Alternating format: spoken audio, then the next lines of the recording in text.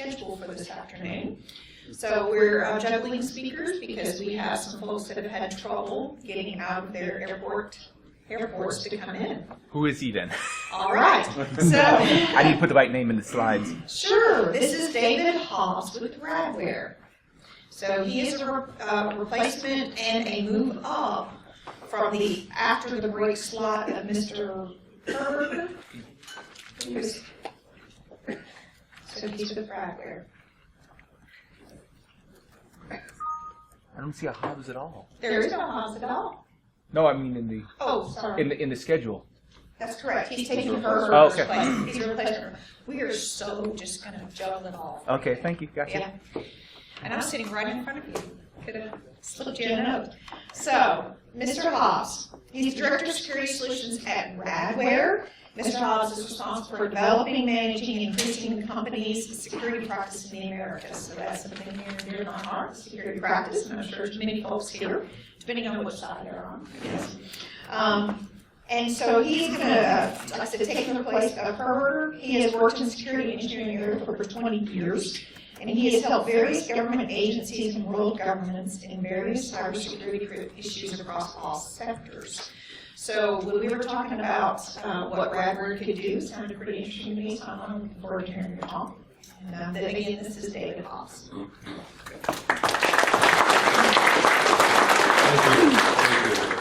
Thank you. I came in from Seattle today, or yesterday, and I brought the weather with me, so I hope you guys don't mind. So I'm David Hobbs, I'm Director of Security Solutions for Radware. I'm part of the emergency response team, and I'm also in the engineering department. So our emergency response team, we're 24/7, 365, and dealing with issues that people will consider to be critical worldwide. So the title today is Surviving an Evolving Threat Landscape. And some people ask me, well, what really is an evolving threat landscape? And there's a book that I read many years ago called Gödel, Escher, Bach. It was about the mathematician Gödel, the artist Escher, the musician Bach, and it was written by Douglas Hofstadter, and kind of was predicting the future of computing. And there's a story that really kind of resonated in this book with me. It was there were some crazy characters throughout the book repeated through. One of them was this crab who was a trickster, and the other one was the Greek hero Achilles. And Achilles goes into town one day, and he goes to a record store, and the guy behind the counter says, you know, I've got the most perfect record player to play any record known to humanity with total perfection and clarity. And Achilles says, well, that sounds very impressive. I'd like this record player. So he buys the record player, takes it back to the village, shows it to his friend the crab, or his nemesis, the crab, and the crab says, well, that sounds very impressive. I'd like to make a record player. Go get a record. So he goes back to his cave, downloads the schematics for this record player, and he finds all the horrible shrieking noises that it wasn't designed to play. And he makes a record of nothing but that. And he brings the record to Achilles, he puts the record on the record player, Achilles says, oh, this is going to be exciting. Spins it up, puts the needle down, and boom, the record player explodes.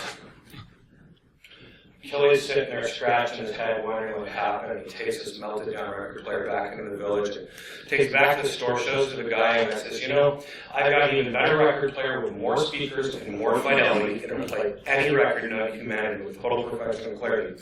And Achilles says, well, what do you call it? He says, well, I call it the next generation record player. And he says, well, I have to have that. So he buys it. Brings it back to the village, and of course, shows it to the crab, and the crab says, well, since your last record player destroyed my record, I'm going to have to find a new record.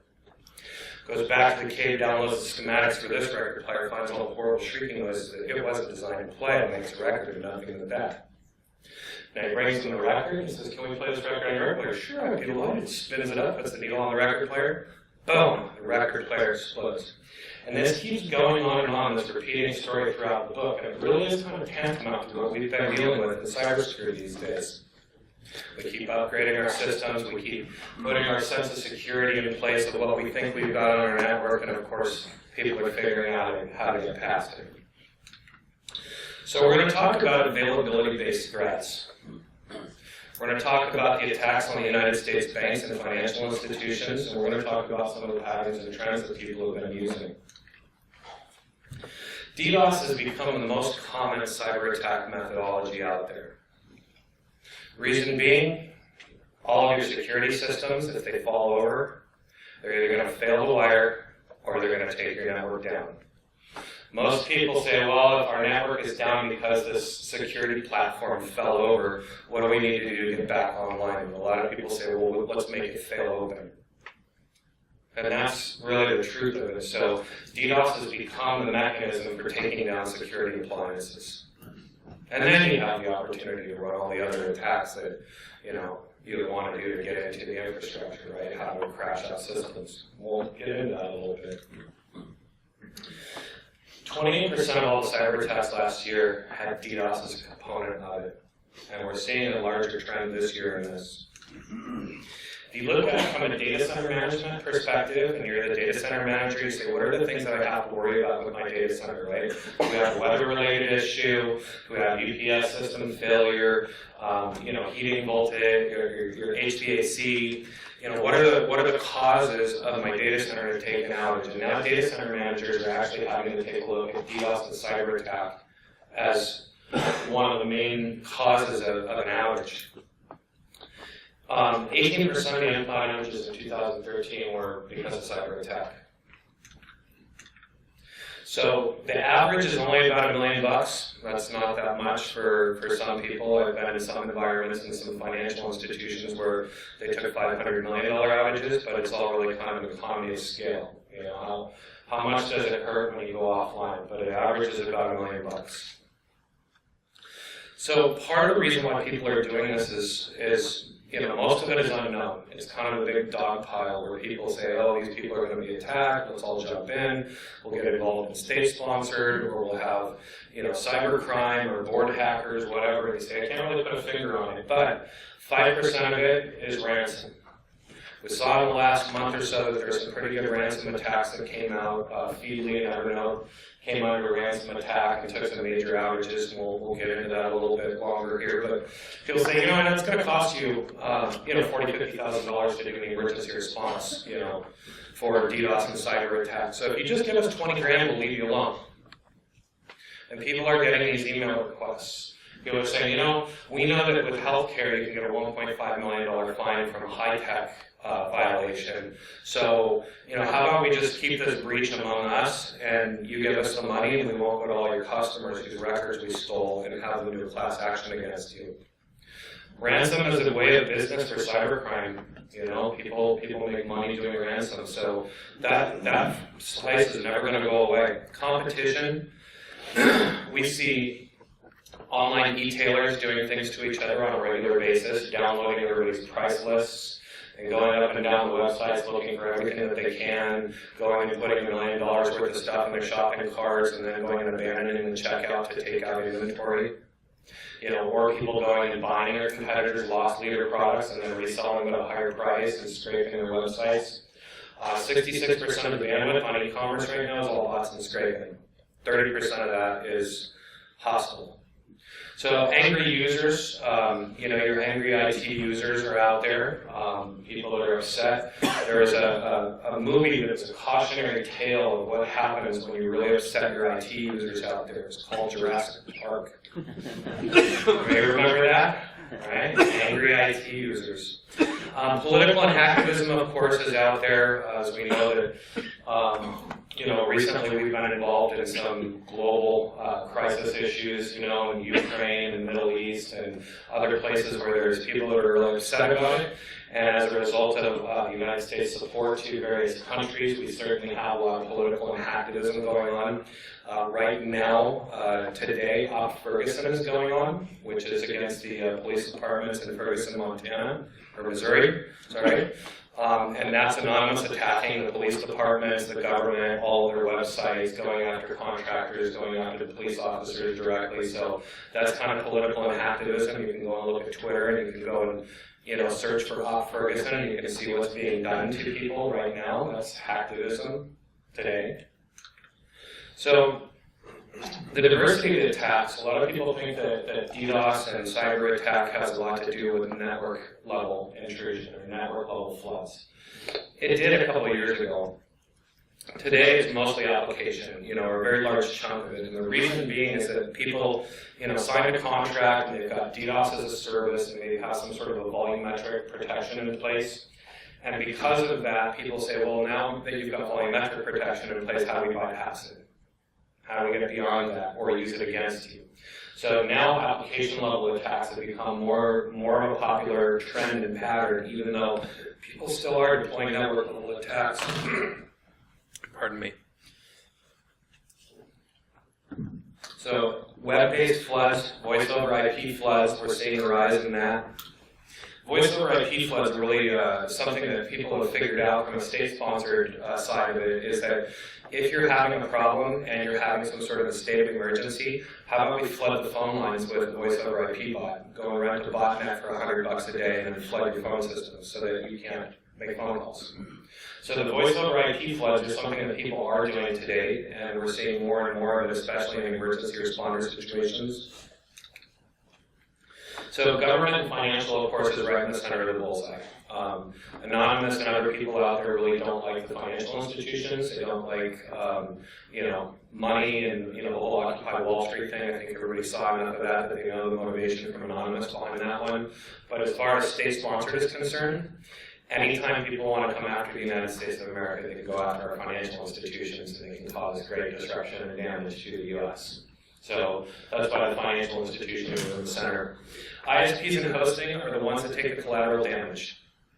So if somebody's hosting some company's website and they wind up coming under attack, the collateral damage is everyone else in that hosting environment or everyone else in that cloud. So you can take down a whole array of people at once by attacking people in hosted environments or in cloud environments. And we hear it from all the large cloud providers that the larger the attack, the more difficult it is for their customers to maintain business, even the ones that weren't under attack. So energy and utilities, of course, are starting to come into the mainstay. Some of you may have seen the energetic bear virus that came through and took out roughly what they say 80% of the energy companies' capabilities from FOSSI, the Russian spy agency. These are places where they say, all right, we have competition first and foremost. How do we come after oil, gas, and power and say, we either are an oil-producing country and we're doing it from a state-sponsored competition place, and then at the same time, how do we push a button and say, well, maybe you guys aren't producing energy any longer, or we could disrupt the power systems. Granted, we have solutions for that. It's pretty easy for SCADA systems. We've been doing it a long time. So when you get attacked, this is really roughly what it looks like as far as percentages of what's going to fail in your infrastructure under attack. 25 to 30% of the time, you're going to see your internet link getting saturated. 75% of the time, though, it's going to be what's sitting on the inside of your network that's going to go down.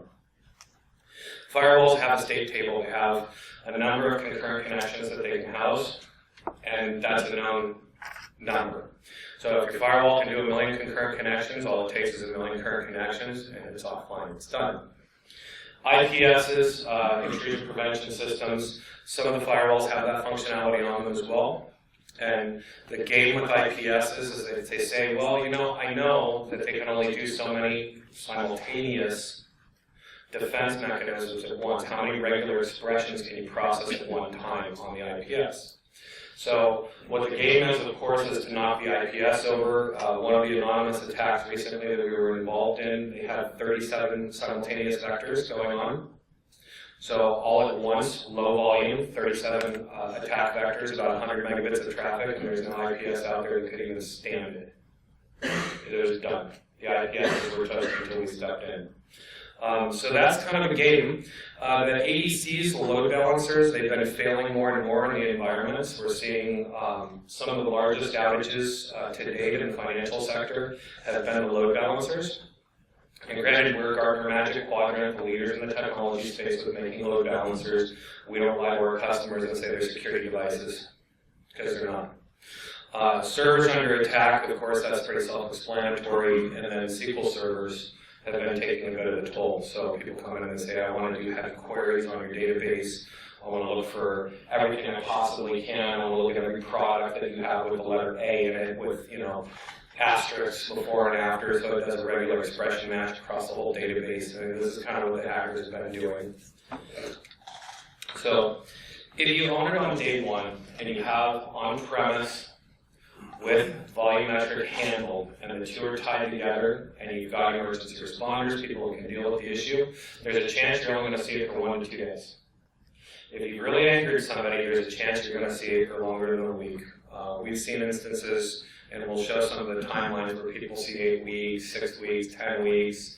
I've had one group of people that we've been dealing with that have seen it for almost a year straight. And that's just the way it is. You know, some see it on a perpetual basis.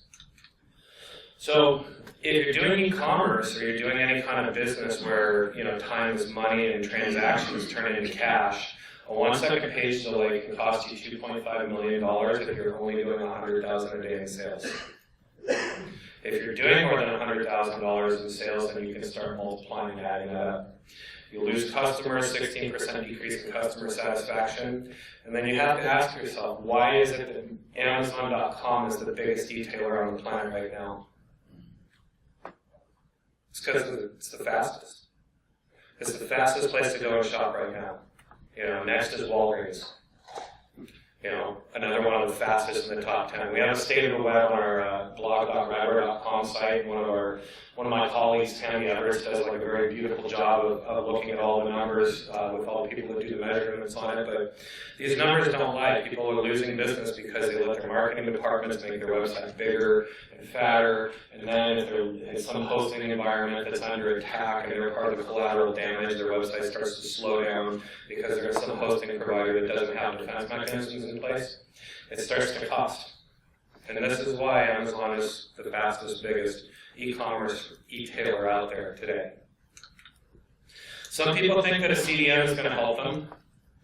And we see attacks where people have turned the CDN into their own personal Death Star. So they know how to run the bill all the way up, you know. So we've had folks that were paying $15,000 a month for their CDN bill get a $1.5 million bill at the end of the month.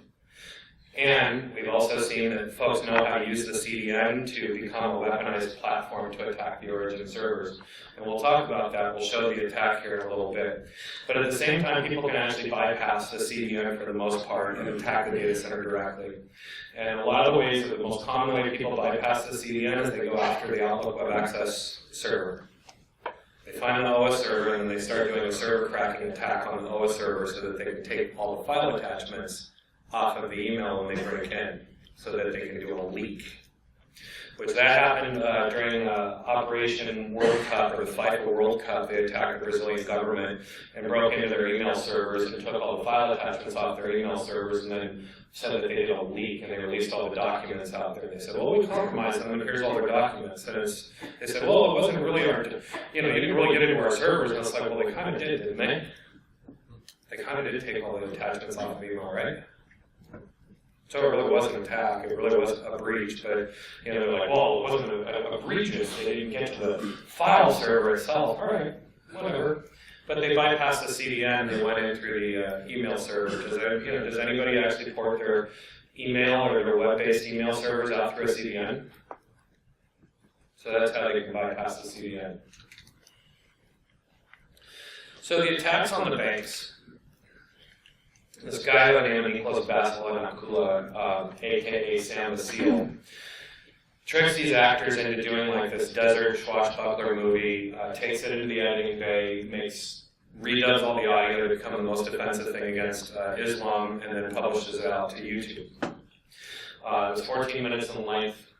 Google and YouTube said that they were never going to remove the movie from the internet, and as of this year, the United States has told them to take it down. So through some copyright violation or loophole, they finally have told them to censor YouTube and Google. So the movie's offline. But they said that the reason why they attacked Benghazi was because of the movie. We know that that's not true, but they also did attack other symbols of America in person. They're in Libya. They attacked the Kentucky Fried Chicken and the Hardee's over the movie. Of course, the cyber response, the Isaldin al-Qassam cyber fighters, they claim that they're not part of Anonymous, but when they started with their Operation Abigail, Anonymous rented botnets and helped them, primarily because they hate the banks too. So Anonymous threw their hat in the ring with, a quote unquote, I'm sorry if this is inappropriate, but a known terrorist organization according to the United States, Anonymous joined forces with them and decided they were going to help them on a jihad against the United States to defend Islam. So Operation Abigail started September 18th of 2012. It's been going on. It took a little hiatus in January this year after we used some sanctions on Iran. So kind of a coincidence there.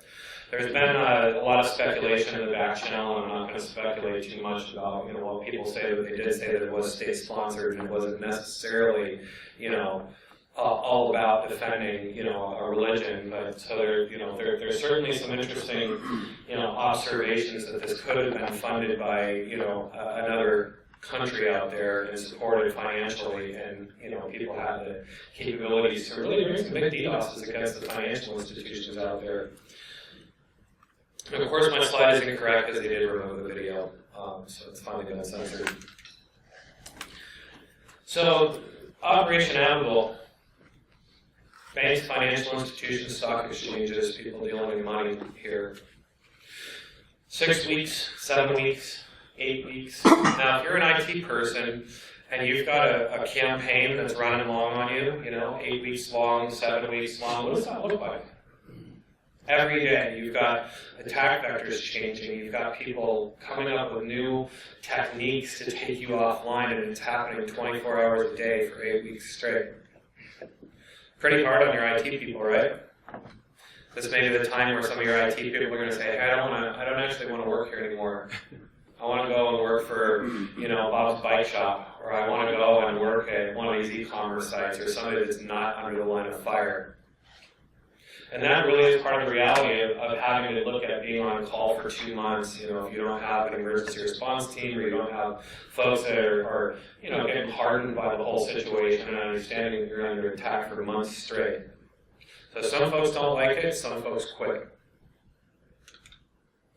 This is a number of logos that did take some, take some of the attacks during Operation Abigail. Some of the banks took some very large outages.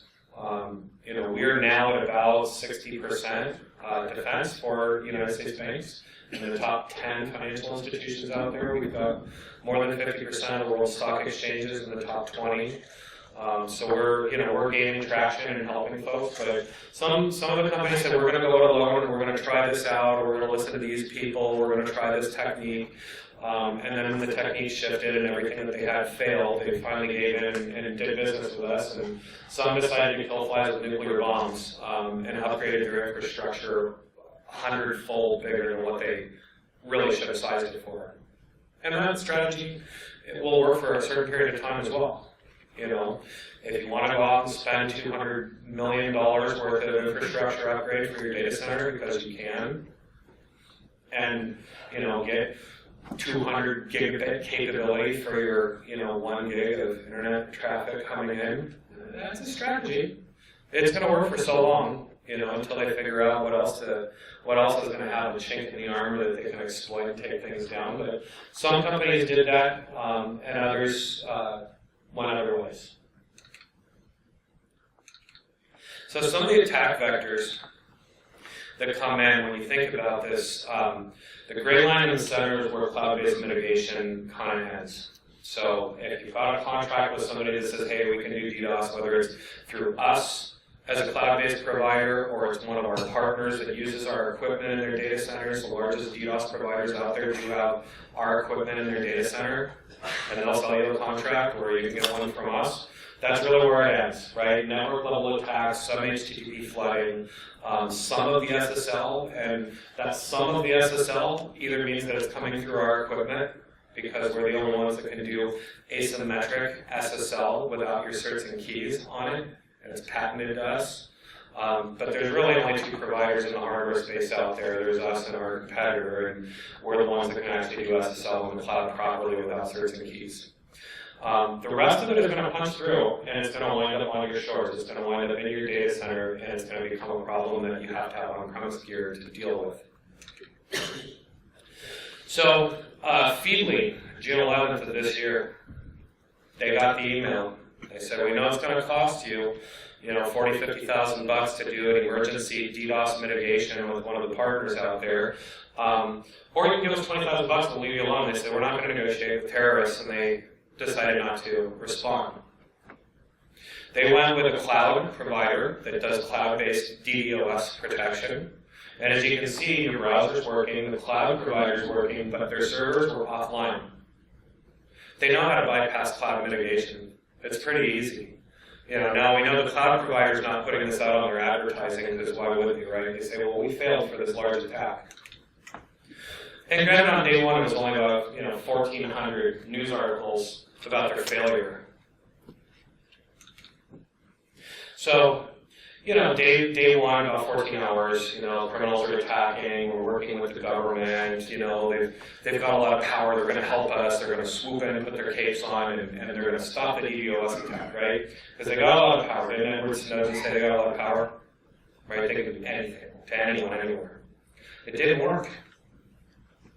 Second day, they took another outage. And then, of course, when they got bored and they left, all their users came back into the data center and blew up their servers from overloading their servers with their own legitimate users once they left. So they kind of got to DOS themselves again. And this went on for 5 days. 5 days they didn't pay ransom. 5 days later, they took outages every single day. They took very public outages. There were tens of thousands of articles written about it. There was a code provider out there that was hosted in the cloud at Amazon AWS. There was a 7-year company that was providing source code to programmers. They came in and did the same kind of an assault. They're out of business now. They're done. Their reputation was so damaged that they're no longer around. And they threw their hat in the ring to go host in the cloud, and they couldn't protect themselves in the cloud. So cloud-based mitigation, if you're swinging out through the cloud, you're only going to get a certain level of protection. Again, whether it's through us, and we have the biggest scrubbing centers in the world because we make the equipment. And we sold a lot of the equipment to the people out there that are selling DDoS as a service. They may say they've got 1 terabit of bandwidth, but I know how much scrubbing capability they have because we sold them the gear. We have more scrubbing capability than anyone out there today. We've got hundreds of gigabits of it. So, your mitigation you have to do on-premise. You have to. Especially if you're doing something critical and you want to look at behavior anomalies on the wire, especially if you've got SCADA or something like that. You have to have on-premise. Even in your quiet networks, you may want to have behavior anomalies so that you can pick up things like the energetic bear virus as it's going across the wire, trying to finger the other hosts inside of your power plant. You may want to detect that on the wire before it starts making call-outs to command and control servers, which we'll catch too. So during the first wave of Operation Anvil, they came in with about a gigabit, spoofed IPs, UDP garbage floods meant to saturate the link. So basically, if you're logging this, because the DNS packets are, malformed, and so you're getting all these log entries, all they're doing is blowing up your log infrastructure. That's the goal, right? Blow up your log infrastructure, give you a whole bunch of worthless data that's going to fill up your log files and potentially saturate your link, right? So it's a pretty reasonable attack that's easy to implement. During the same time, they started with SYN flooding. They did 3 ports, your encrypted HTTP. They did the website. They did the DNS servers. 100 megabits at 135 packets per second. One of the interesting things, though, is that the master CPU, the average master CPU tracking on connection tables is about 50,000 new connections per second. That's most of the devices out there that are tracking new connections per second. So you've already pretty much overrun the CPUs, but at the same time, if you're tracking connections and you can only do a million concurrent connections on your infrastructure at 135,000 packets per second, you've got about 6-7 seconds before you're done. And that's any device that tracks connections on a connection table. So it could be load balancers, it could be servers, it could be IPSs, it could be firewalls, it could be DLP devices, antivirus devices, any kind of next-gen equipment that's looking for advanced persistent threat on the network. All of those devices are going to potentially be impacted by this. And it's really easy to implement. You bypass the firewalls because the firewalls are open for most of this, so they're allowing packets to travel through. So if you're dealing with speeds and feeds and high availability and you want things to go fast, maybe you're not even looking at these kind of mechanisms in place. So while this was going on, these two, easy to implement attack vectors, right? Any 12-year-old can actually implement a UDP flood or a SYN flood. All the tools are out there. They've been around for a long time. They're super easy. They started with mobile loik. The low-orbit can was designed by Anonymous to basically do HTTP floods. And they ported it over to JavaScript so that it was even easier. You don't have to download a client any longer. You can actually just go to mobilelink.com and you'll get an interface that looks like this. So you can say, who do I want to tag, how many requests a second, maybe 100 or 1,000 requests per second, how fast is the bandwidth of the computer they're using, and the append message, whatever they want to type, and then they hit, I'm going to charge my laser button. Now, if you think about this, you can go to the Apple Store, because they have bandwidth there, right? And you could go to one of the little laptops and you could load it up and you could charge a laser, and then you go to the next laptop over and you could charge a laser, and you could walk around the store charging your laser on all their laptops and use their bandwidth to start the attack. Then you go across the street to the Microsoft store, and you can go next door to the Sony store.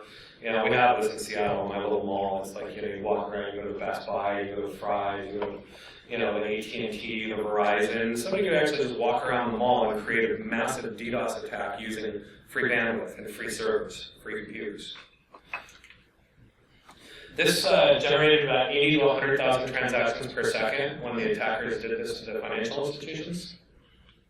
Now you think about that, that's actual legitimate web page gets. 100,000 web pages per second. Now I know unless you're Amazon, eBay, Facebook, or Google, you're probably nowhere even near 80 to 100,000 web pages per second. I was the principal architect for JP Morgan Chase Washington Mutual Bank for about 5 years, and at our peak on the 1st and 15th, we were maybe 2,000 to 3,000 requests per second at 250 megabits coming in and out of our website. So 2,000 to 3,000 requests per second, 80 to 100,000 transactions per second, no way. Our infrastructure wouldn't have taken. All of our servers would have crashed. Our load balancers would have crashed. There was no way that we would have been able to take that. So on the wire, the ESOL DNL Kassan cyber fighters, they were real super sloppy. They had a double user agent, so they didn't even bother to do the coding according to the RFC for web. But what's really interesting is that question mark 0143 after the URL, or the ETBS 01438. What that question mark with the variable does is bypasses the CDN cache, because the URL doesn't match in a CDN. So if you're using the Akamai or Limelight or Spidera or one of the other CDNs out there, it doesn't match, so it has to go to the origin server to go and fetch it. So not only does it cost you to publish it through the CDN, it also goes directly to the origin server and bypasses the CDN and hammers the origin server. So these guys knew what they were doing. The other thing that was really interesting is that they said that they were the Google bot. So they had variable headers out there, so everything was kind of mixed up. They were like, let's go after different URLs, let's go after different hosts, let's go after different IPs, let's go to different nodes on the CDN and kind of run around the CDN and do a bunch of random variables to make it even harder to track. But they said that they were the Google bot. Does anybody here know why? Anyone? Robots.tech. Well, you never throttle Google. The rules of Google is the fastest, most available site gets the highest ranking in Google, and then it starts to look at all the other stuff that it wants to look at. The speed and availability are number one at Google. So do you throttle Google? So most of the WAFs out there that are doing web application firewall, they have the checkbox, right? Allow robots and search engines. And you never throttle a robot or a search engine ever. You want to make sure you're really super available for Google if it matters to you that you want to sell. So they said that they were also the Sendbot. They said that they were Docomo. They changed all their headers out there, and they say, yeah, we know that smart people don't throttle search engines, so we'll pretend that we're the search engine and we'll come and hammer the site. And these guys are smart, smart enough. Now, was this really? You got to ask yourself, was this really people upset over a movie? Or was this maybe somebody that had some other agenda with some funding behind it, that maybe knew the rules of IT and how to attack? Or maybe did enough people hang out with Anonymous long enough to figure out how to bypass these controls and how to do all these kinds of attacks? You know? I don't know. We're never going to know, probably, unless somebody comes out and writes a book about it later. So I was part of this jihad for 2 years. So, again, the objective of the HTTP flood is to bypass the CDN, saturate web resources, saturate everything they can, knock over security appliances so they have a good run at breach.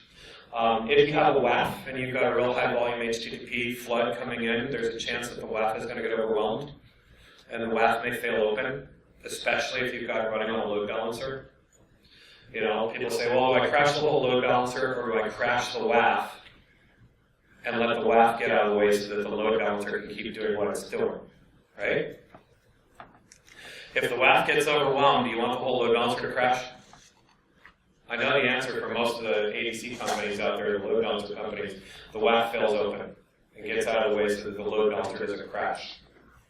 So that's part of the objective of doing this, is to say, let's get past the web controls or the web firewall controls so that we can actually break into the website by knocking the WAF down. So that's part of the other reason why they run HTTP floods heavily.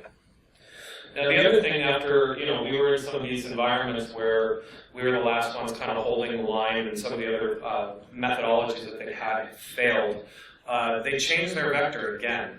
And they said, okay, after they, put out the fire all over the place, they said, we're going to come after the login servers. This is where we're going to start running brute force on the login servers. We're going to open up a whole new litany of vectors for problems. Now, some of the folks that we've surveyed across all the industries, they said it's a daily issue. If you've got sensitive information or you've got something that's worth anything to anyone out there, there's a chance that you've got a daily problem with this. A lot of people say it several times a month. The 54% that say none, they're the ones that probably don't have controls in place to even be tracking login failures. So that number doesn't mean that they're not getting attacked. It's the people that probably have no visibility into whether or not they're getting attacked. So 46% of the organizations last year had login page attacks going against them. When you think about this, CDN, we're going to go right through it. All your SSL capabilities, all your encryption capabilities in your infrastructure are now going to start getting stressed out. It's much heavier than it is to just serve web pages than to do SSL. You've got to do the key exchanges, you've got to do 2048-bit key exchange, you've got to change your ciphers, you've got to determine how we're going to do cryptography, and then what are all the other devices in the infrastructure that are doing SSL? Are you doing SSL on your antivirus? Are you doing SSL inspection on your advanced threat protection mechanisms, your zero-day malware engines? Are you doing SSL there? Are you doing SSL on your data leakage prevention devices? Are you doing SSL at your net witness layers or your other, forensics layers? Where are all the other places that you're doing SSL in the infrastructure? Those are the places that are going to get hit with login page attacks, and they're going to be the ones, or those devices will be the ones that will start to see their CPU getting ramped up. Now, the other thing is that if you're doing single sign-on and somebody does a login page attack on you, what happens? What happens if I do 5 invalid login attempts on your login? Locks you out, right? Now, what if I have your whole company directory and I go do 10 invalid logins for everyone within 10 seconds? So I get to lock everybody's account, right? Like shut the whole company down from the outside in? Especially if you did single sign-on, right? Now, you think about that and you say, well, then we just go sit and unlock the accounts in the data center. Okay, and then we're just going to keep locking it. And we're going to keep unlocking and we'll keep locking and go unlock, lock, unlock, lock, unlock, lock. They say, great, the faster you unlock them, the more chances we get to break in. So you can keep the whole company on its knees until they unplug from the internet. All external surveying is now done. You know, if you've done OA, or you've done active sync, or you've done something else that people could get their email on their tablet or their smartphone, you know, easily, that's a gateway that people come in through. But if it's also a commercial business like a financial institution, and you've got all the user accounts, or you've got guessing at all the user accounts, you can lock all their customers out of their bank accounts. And all of your legitimate users, you can take email lists and, you know, guessing if you can figure out the schema or the usernames and come up with a, you know, 2 trillion password database and just run your rainbow tables against the site, you can pretty much just lock people out from their own company and from their own customer capabilities. So the login page attack is very insidious, and, you know, so one of the last vectors that the attackers have picked in the last, you know, year, as far as attacking financial institutions, they go after the login page attack. If I guess the login, they get paid. They now are in the bank account. So the other thing too is you say, well, if I have login controllers, how many logins per second can my login controller handle? Can you do 100,000 logins per second through your login controllers? Can your directory servers handle 100,000 logins per second? Can they do it on Active Directory? Can you do it on Oracle or LDAP or, you know, whatever it is that you're running for directory service management? Or do you have single sign-on appliances that have been integrated into security controls? Can they handle that? These are the things that you say, okay, well, you know, we might have beefed up the infrastructure, we might have, you know, built up our capability of multi-hundreds of gigabits of you know, traffic steering for our 1 gig website, but now what about login processing? You're going to add another 1,000 servers into the rack for doing login serving? Right? These are the problems that happen with people changing the vector every day. So the attackers came from all over. You know, we map them back to where they come from. We say, all right, it's coming from all over the world, including the United States. It's coming from cloud instances in the US. It's coming from compromised hosts. And then, of course, there's the Dirt Jumper problem. Dirt Jumper is a botnet that you can rent. You can buy the malware toolkit for about $500 in Darknet. You know, you go out and infect computers out there and then have a command and control server online. We have this in our lab for research testing, but this is what the interface looks like. You know, if it was something that you rented for, say, $100 a day, you'd maybe have 20 to 50,000 nodes on it. So ragebooter.net is a place that you can go and rent botnets if you want to attack yourself and just do your own DDoS testing. It does have a feed to the FBI, so, you know, really attack yourself with it, but the hackers do rent it and use it to attack other people on a regular basis. But the botnet looks like that. You say, I want to attack, you know, these people. Google do, you know, 25 flows with post-flood, and those 25 flows go to all 50,000 nodes out there, and now you've got, you know, million plus flows coming to your doorstep immediately. And they take Bitcoin. So there's a lot of botnets for rent that are out there. The price lists are available in Darknet and Cyberbunker and the other places where people go and do this. We do the research. We see what the prices are. We know what the hackers are paying for it. It's very, very cheap for people to go out and put a hit on somebody. So on the availability-based threats, if you come and see us at our booth after this, we'd be more than happy to share the presentation. But here's a list of tools that people are using. The reflection attack is something that the hackers have been doing lately. They break into a website, they put compromised code into it. This is how they did the energetic bear virus, of course, to attack oil, power, and gas. It was basically a watering hole attack. So they went and attacked the people that were distributing software for SCADA systems, poisoned it so that they went and downloaded it and then put it on their other system. In the cyber attack mechanism, they say, oh, how about we put weaponized low orbit ion cannon in the background as a JavaScript and get them to attack other websites. On the wire, it's 1 pixel high by 1 pixel wide iframe when it turns into an attack vector. The SSL renegotiation attack looks like this. You renegotiate the key over and over and over again to stress out your SSL infrastructure. And so Loris is the low and slow. This bypasses the clouds. There's public and low and slow tools out there. It was designed to install the resources on your server and on your load balancers on anything doing HTTP proxy, so to speak. So looking at web-based payloads that stalls out the stack. Then they came up with a more advanced version called Rudy, which stands for Are You Dead Yet? And it does slow post. So you say, oh, I want my login credentials, and they say, okay, you'll get the whole 1,000 characters of what I need to send you, one character at a time, with a 10-second delay in between. So anything doing web-based resources, this will attack and do damage to.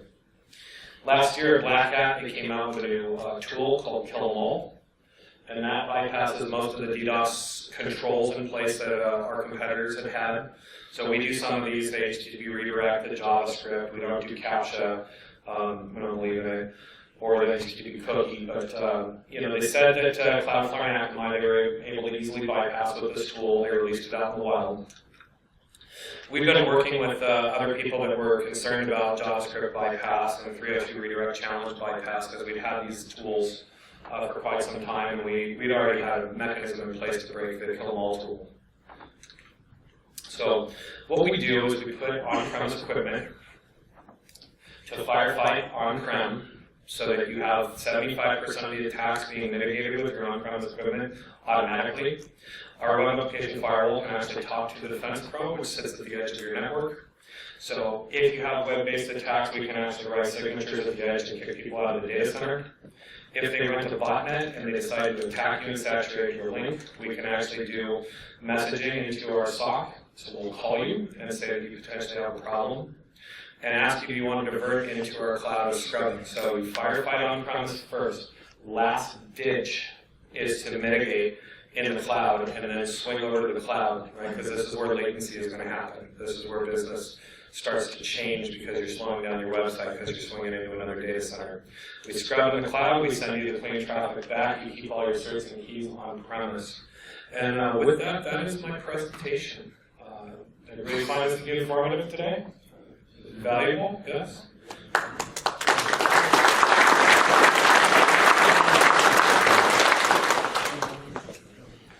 Thank you, David.